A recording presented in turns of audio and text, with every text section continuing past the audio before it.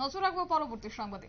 তবে এবার নজরে রয়েছে পঞ্চায়েত নির্বাচন। আসন্ন ত্রিস্তরীয় পঞ্চায়েত নির্বাচন যদিও এখনো পর্যন্ত দিনক্ষণ ঘোষণা হয়নি, কিন্তু ইতিমধ্যেই কিন্তু শাসক দলও শুরু করে দিয়েছে পঞ্চায়েত নির্বাচনের প্রস্তুতি। তারই মধ্যে খামতি নেই বিরোধী কংগ্রেসও এবার গুটি গুটি পায়ে কিন্তু তারা ময়দানে ঝাঁপাচ্ছে এই পঞ্চায়েত নির্বাচনকে কেন্দ্র করে সাংগঠনিক স্তর বা সাংগঠনিক শক্তি বৃদ্ধিতে। তবে আজ লক্ষ্য করা গেল যে আসন্ন ত্রিস্তর পঞ্চায়েত নির্বাচনকে কেন্দ্র করে মহিলা কংগ্রেস থেকে এবার প্রার্থী নির্বাচন সহ একাধিক ইস্যুতে আজ মহিলা কংগ্রেসের এক গুরুত্বপূর্ণ সভা অনুষ্ঠিত হয়েছে প্রদেশ কংগ্রেস ভবনে। এই সভায় উপস্থিত ছিলেন প্রদেশ কংগ্রেস সভাপতি আশিস কুমার সাহা সহ বিধায়ক সুদীপ রায় বর্মন। একই সঙ্গে ছিলেন মহিলা কংগ্রেস সভানেত্রী সর্বাণী দাস ভট্টাচার্য সহ অন্যান্যরা। বিস্তারিত কি বিষয় রয়েছে শুনুন।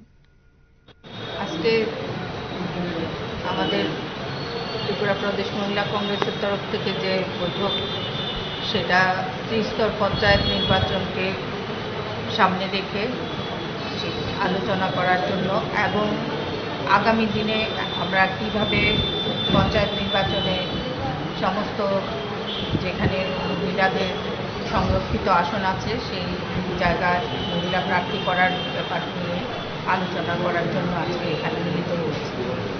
তাছাড়া সারা ত্রিপুরা রাজ্যে যেভাবে মহিলাদের উপর এবং ছাত্রী থেকে শুরু করে সমস্ত স্তরের মহিলাদের উপর যেভাবে নির্যাতন চলছে এবং পাশাপাশি কোনো সুরাহা এই বর্তমান বিজেপি সরকার মহিলাদের দিতে পারছে না, সেটা নিয়ে মহিলা প্রদেশ কংগ্রেসের তরফ থেকে নানাবিধ কীভাবে তাদেরকে প্রতিরোধ করা যায় সেই জায়গায় আমরা লড়াই করার জন্য উদ্বুদ্ধ হব এবং সবাই মিলে একই সঙ্গে সমগ্র ত্রিপুরা রাজ্যের।